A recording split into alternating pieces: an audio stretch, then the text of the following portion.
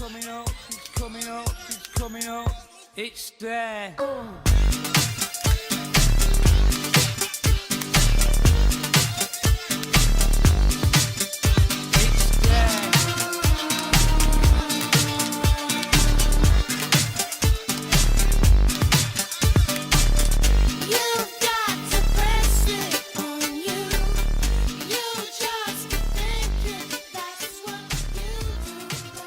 Hello ladies and gentlemen, my name is Mr. Clockwork Apple. I was first introduced to the Tremors series back when I was just a little kid. I saw the DVD cover after someone probably left it on the lower shelves in a shop, next to all the kids' movies. And of course back then I had no idea what the hell this movie was, but the cover was just so different to everything else I was used to, it ended up really sticking into my mind. Several years later, I happened to catch a Tremors movie marathon on the Sci-Fi Channel, and I ended up buying the DVD box set, and, holy crap, it came back for me. This DVD I saw when I was just a little kid. Anyway, on to the plot. Also, since I'm reviewing all the movies, there will be spoilers. So the film takes place in the desert town of Perfection in Nevada. Population 12, maybe. And the story follows these two handymen called Valentine and Earl, played by Kevin Bacon and Fred Ward, respectively. And all Val wants is to find this girl who is, perfect according to this list he's got. And all Earl wants is a sort of steady income. So they plan to leave their home and move to a nearby city and get real jobs, instead of just doing whatever the hell happens to pop up in the town they live in. And when they're planning on leaving, there's this series of strange murders. They find this guy up an electricity pole who's dehydrated, and they find this guy who's got his head's been cut off and the rest of him's just missing.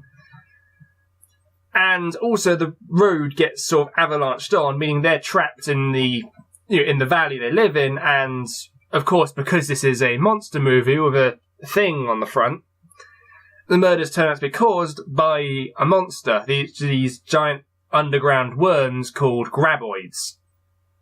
Which, again, that's this thing here. And these graboids are the main focus of the series.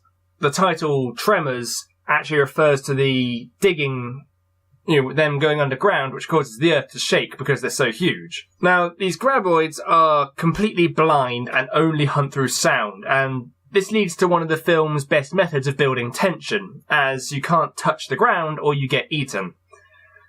And all of the characters have to spend their time sort of hopping on big boulders or across buildings and trying to stay quiet so that the giant worms don't find them and eat them. And the other main fact about the graboids is that they are smart. They never fall for the same trick twice, which means that all the different films, if you get one of them that survives a particular trap or attack, and it's not going to work on it another time. They learn from each other and from their mistakes.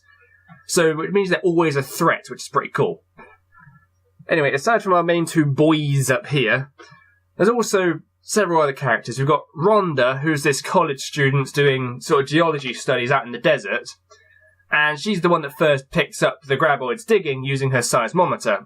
She thinks there's earthquakes or drilling going on, and of course it turns out to be these guys. And there's also Bert Gummer, who is this right-wing gun nut who's basically prepping for sort of World War III.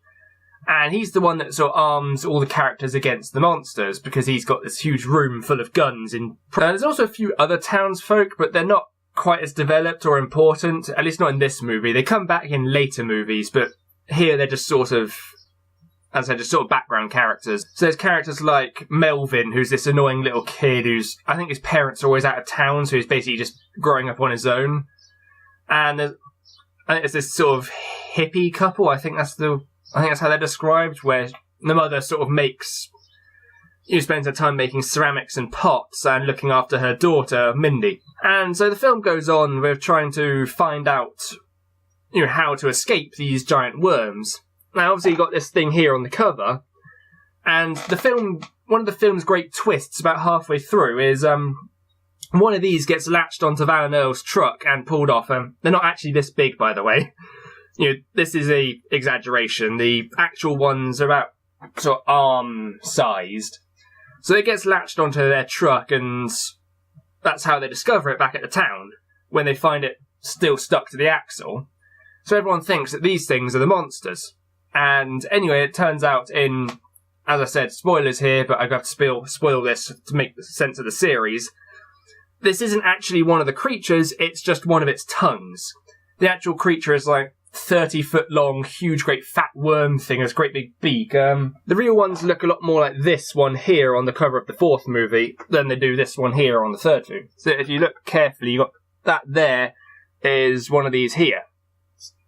And so, of course, this became the film's great big twist, that the monster you thought you were fighting was actually just part of the real monster. And so the film carries on with the characters having to basically just work their way around these things, and it all works up to this big finale. They've managed to kill some of the monsters by throwing explosives on the ground, and the monster comes up, eats the explosive, goes back down underground, and then blows up.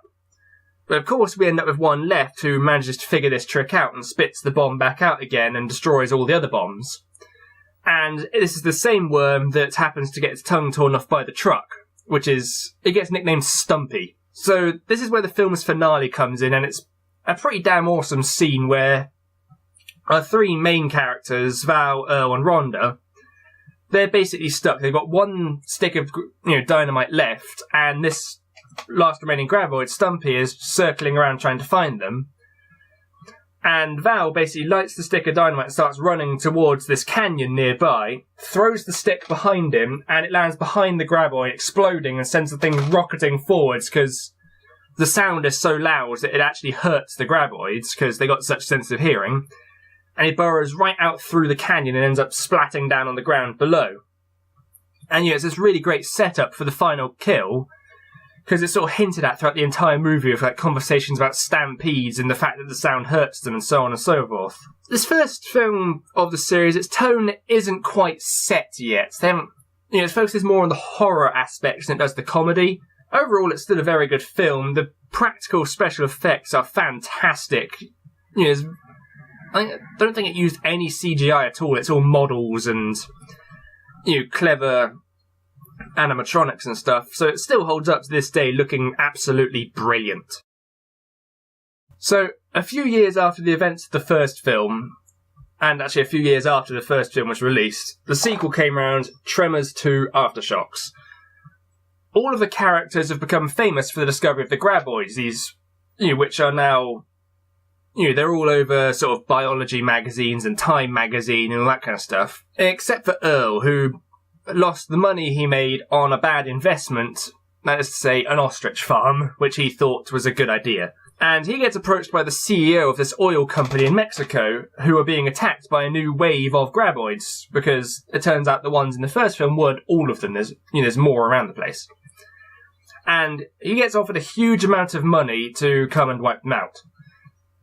So, because he's one of the few people with experience in how to deal with these things.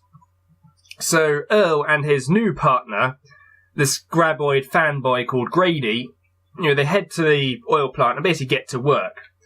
As you can see on the front here, we've got Earl and Grady over here. Kevin Bacon's character doesn't return in this film, 'cause I think he ends up getting married to the character. Mentions he gets married to Rhonda, and he basically wouldn't want to risk his life now that he's got settled down and stuff. So the next half hour or so, the film is surprisingly light-hearted for what is still actually still a horror movie.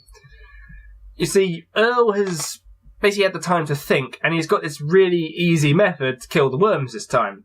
Basically, tie the explosive to a remote control car, and when the graboid swallows the car, you then blow it up from the inside, using a remote control. So that makes it really easy, and there's this whole montage where they kill about 6 graboids all in a row with no real issue at all. So basically it's all smooth sailing until they realise there's actually a lot more graboids than they thought there was at the first.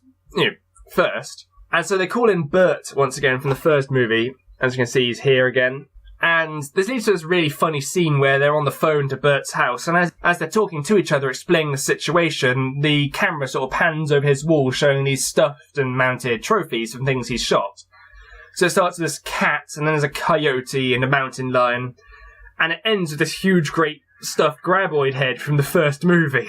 It's just hilarious seeing this thing here, and he's just He's just sat back in his chair on the phone like this, and there's this huge, great, monstrous head stuck to the wall behind him. So the plan seems to be going smooth up until Earl and Grady happen to find this surfaced graboid that seems to be ill.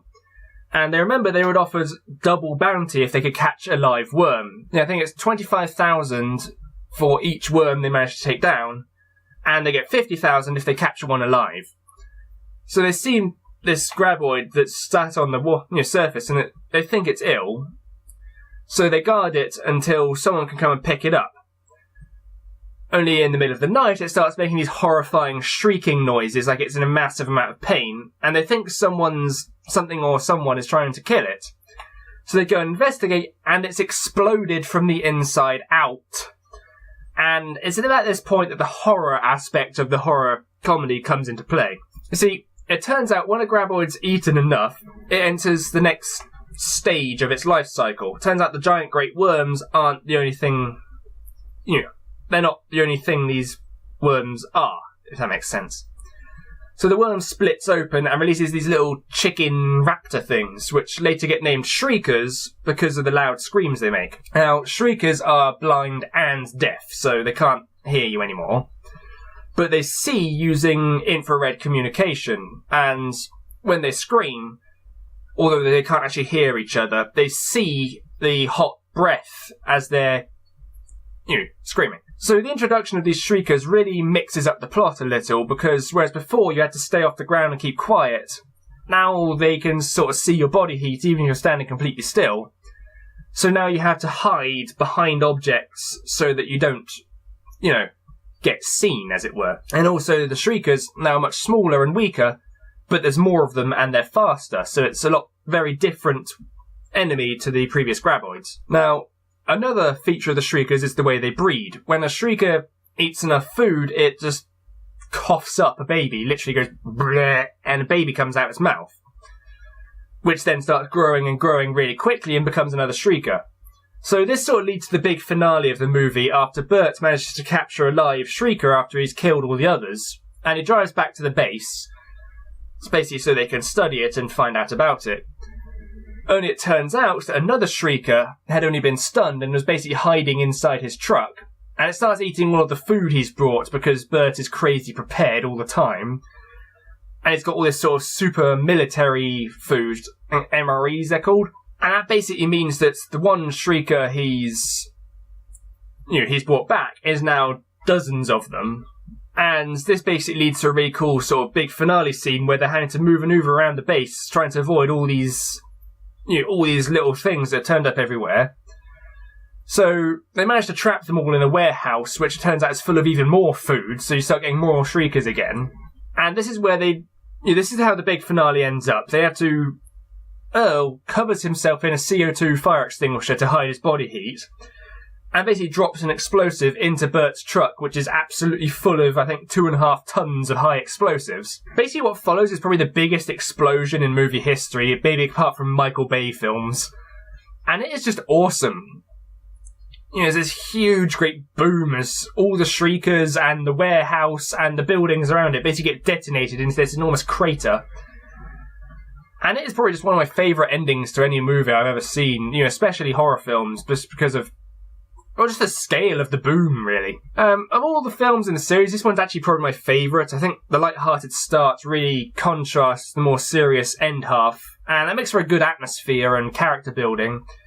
And it's also worth mentioning, this film only has about 8 or 9 actors in it, and the practical effects are still just as fantastic as the first film, but the CGI that was used for some of the shots of the shriekers hasn't aged that well. It's not bad, it's just noticeable, I'd say.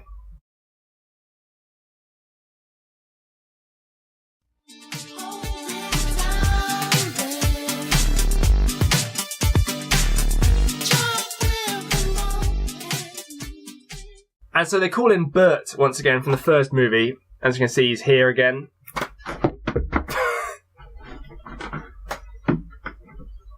Okay, I'll cut that out.